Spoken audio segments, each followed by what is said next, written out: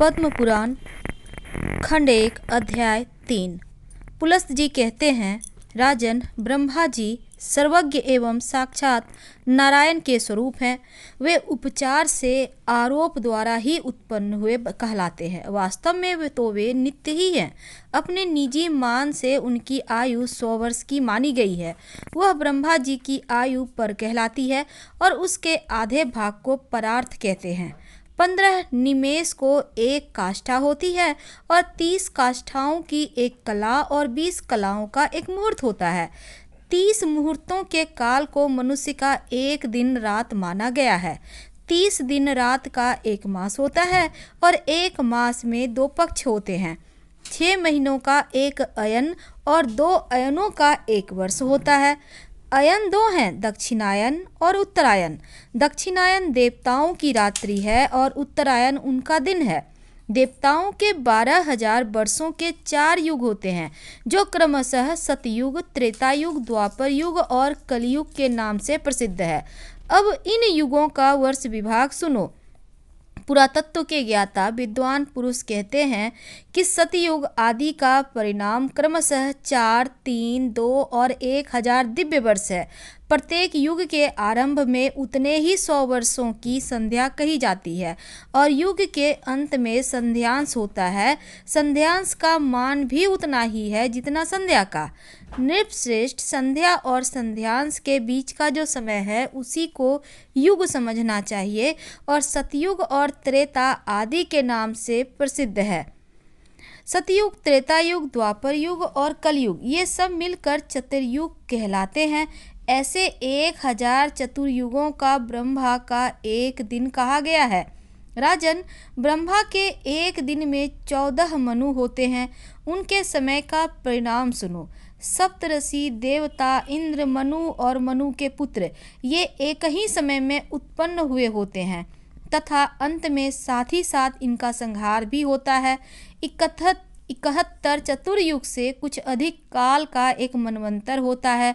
यही मनु और देवताओं आदि का समय है। इस प्रकार दिव्य वर्ष गणना के अनुसार 8,52,000 वर्षों का एक मनवंतर होता है।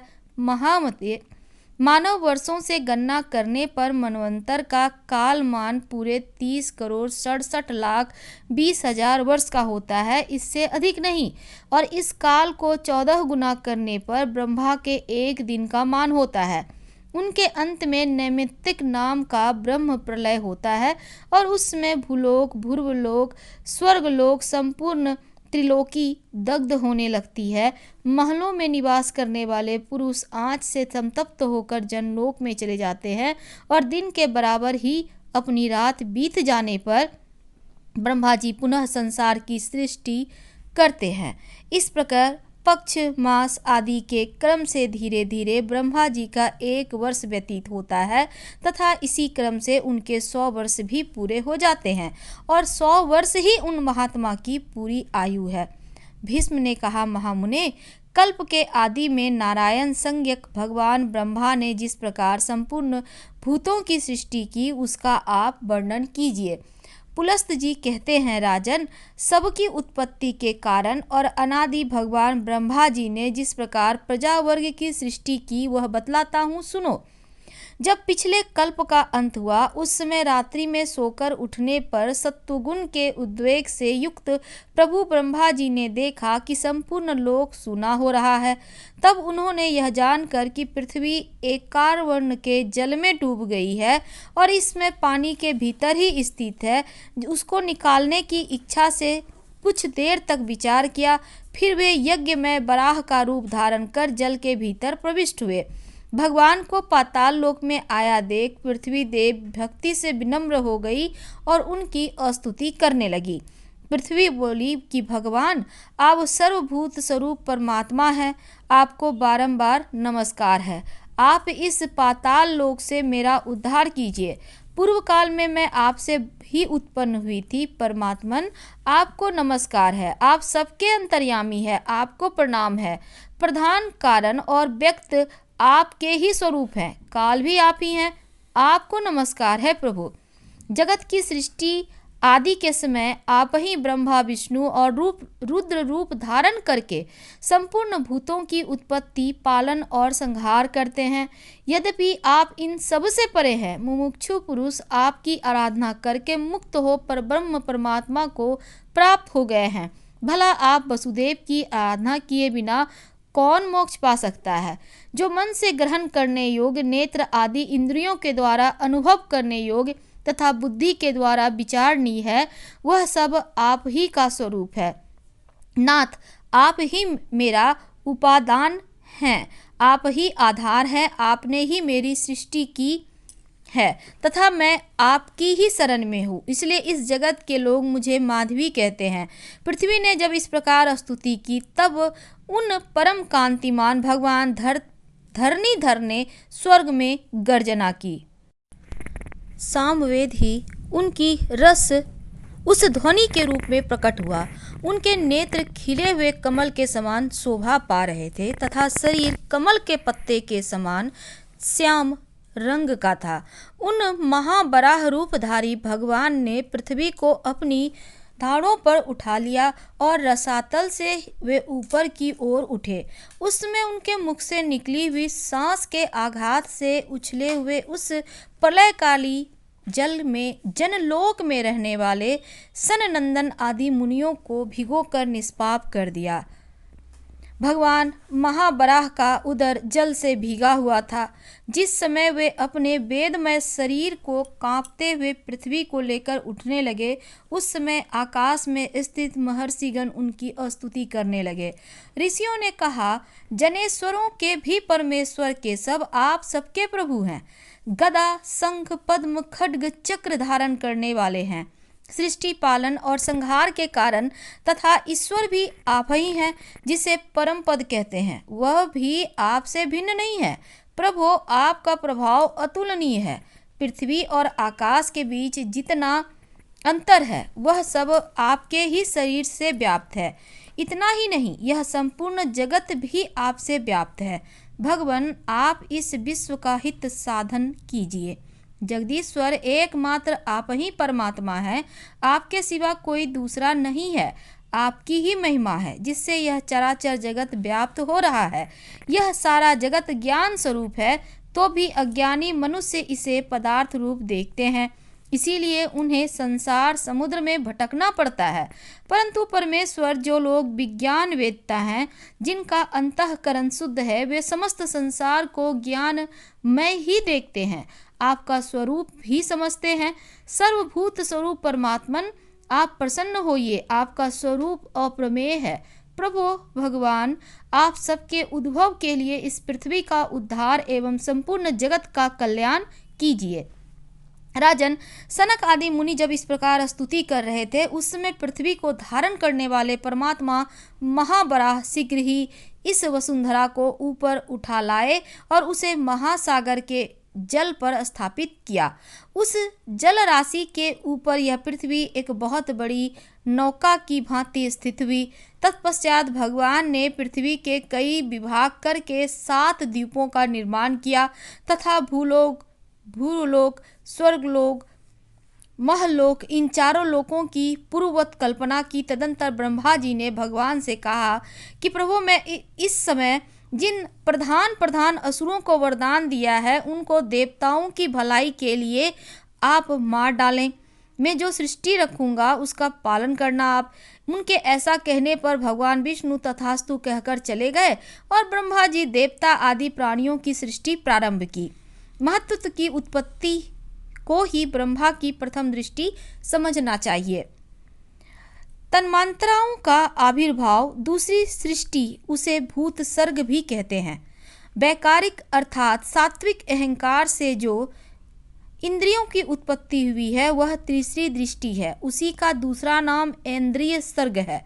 इस प्रकार यह प्राकृत सर्ग है जो अबुद्धि पूर्वक उत्पन्न हुआ है।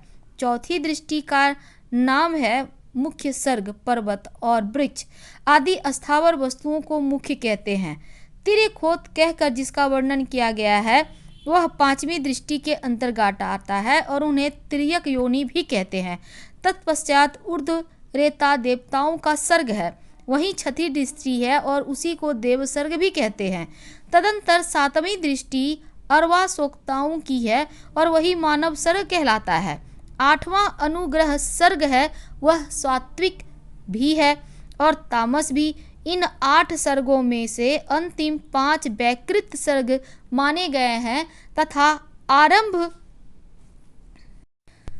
3 सर्ग प्राकृत बताए गए हैं। 9वीं कौमार सर्ग है, यह प्राकृत भी है और वैकृत भी। इस प्रकार जगत की रचना में प्रवृत्त हुए जगदीश्वर प्रजापति ये प्राकृत और वैकृत नामक 9 सर्ग तुम्हें बतलाए गए जो जगत मूल के कारण है। अब तुम इससे क्या सुनना चाहते हो? तब भीष्म जी ने कहा, गुरुदेव आपने देवताओं आदि की सृष्टि थोड़े ही बताई है। मुनिश्रेष्ठ, अब मैं उसे आपके मुख से विस्तार पूर्वक सुनना चाहता हूँ। पुलस्त जी ने कहा, राजन, संपूर्ण प्रजा अपने पूर्वकृत शुभाशुभ कर्म से प्रभावित रहती है, अतः प्रलय काल में सबका संहार हो जाने पर भी वह उन कर्म के संस्कार से मुक्त नहीं हो पाता। जब ब्रह्मा जी सृष्टि कार्य में प्रवृत्त हुए उस समय उनसे देवताओं से लेकर अस्थावर पर्यंत 4 प्रकार की प्रजा उत्पन्न हुई। वे चारों ब्रह्मा जी के मानसिक संकल्प से प्रकट होने के कारण मानसी प्रजा कहलाईं। इसके बाद प्रजापति ने देवता, असुर, पितर, मनुष्य इन 4 प्रकार के प्राणियों की तथा जल की भी सृष्टि करने की इच्छा से अपने शरीर का उपयोग किया। उस समय सृष्टि की इच्छा वाले मुक्तात्मा प्रजापति की जंघा से पहले दुरात्मा असुरों की उत्पत्ति हुई और उनकी सृष्टि के पश्चात भगवान ब्रह्मा ने अपनी आयु से इच्छा अनुसार पक्षियों को उत्पन्न किया। फिर अपनी भुजाओं से भेड़ों, मुख से बकरों की रचना की। इसी प्रकार अपने पेट से गाय, भैंसों को तथा पैरों से घोड़े को, हाथी, गधे, नीलगाय, हरिण, ऊंट, खच्चर तथा दूसरे पशुओं की सृष्टि की। ब्रह्मा जी की रोमावलियों से फल, मूल और भांति भांति के अन्न का प्रादुर्भाव हुआ। गायत्री छंद, ऋत्विक, ऋग्वेद, त्रिवित्रोत्तम, रथवंतर तथा अग्निष्टोत्तम यज्ञ को प्रजापतियों ने अपने पूर्ववर्ती मुख से प्रकट किया। यजुर्वेद त्रिपुष्ट छंद, पंचदशोत्तम, बृहस्तासम उक्त की दक्षिण वाले मुख से रचना की। सामवेद जगती छंद, सप्तदशोत्तरम वैरूप तथा अतिरात्र भाग की सृष्टि पश्चिम मुख से की तथा 21वें अथर्ववेद आप्तोर्याम, अनुष्टुप छंद और वैराज को उत्तरमुखी मुख से उत्पन्न किया। छोटे बड़े जितने भी प्राणी हैं सब प्रजापति के विभिन्न अंगों से उत्पन्न हुए। कल्प के आदि में प्रजापति ब्रह्मा ने देवताओं, असुर, पितरों और मनुष्य की सृष्टि करके फिर यक्ष, पिशाच, गंधर्व, अप्सरा, सिद्ध, किन्नर, राक्षस, सिंह, पक्षी, मृग और सबको उत्पन्न किया। नित्य और अनित्य जितना भी यह चराचर जगत है सबको आदिकर्ता भगवान ब्रह्मा ने उत्पन्न किया। उन उत्पन्न हुए प्राणियों में से जिन्होंने पूर्व कल्प में जैसे कर्म किए थे वे पुनः बारंबार जन्म लेकर वैसे ही कर्मों को प्रवृत्त होते हैं। इस प्रकार भगवान विधाता ने ही इंद्रियों के विषयों, भूतों और शरीरों में विभिन्नता एवं पृथक पृथक व्यवहार उत्पन्न किया। उन्होंने कल्प के आरंभ में वेद के अनुसार देवता आदि प्राणियों के नाम, रूप, कर्तव्य का विस्तार किया। ऋषियों तथा अनन्य प्राणियों के भी वेदानुकूल नाम और उनके यथा योग्य कर्मों को भी ब्रह्मा जी ने निश्चय किया। जिस प्रकार भिन्न भिन्न ऋतुओं के बारंबार आने पर उनके विभिन्न प्रकार के चिन्ह पहले के समान ही प्रकट होते हैं, उसी प्रकार सृष्टि के आरंभ में सारे पदार्थ पूर्व कल्प के अनुसार ही दृष्टिगोचर होते हैं। सृष्टि के लिए इच्छुक तथा सृष्टि की शक्ति से युक्त ब्रह्मा जी कल्प के आदि में बारंबार ऐसी ही सृष्टि किया करते हैं। पद्म पुराण खंड 1 अध्याय 3 समाप्त हुआ। कल हम आपसे अगले अध्याय के साथ मिलेंगे। हर हर महादेव। पसंद आए तो लाइक कर सब्सक्राइब करें, कमेंट करें, शेयर करें। धन्यवाद।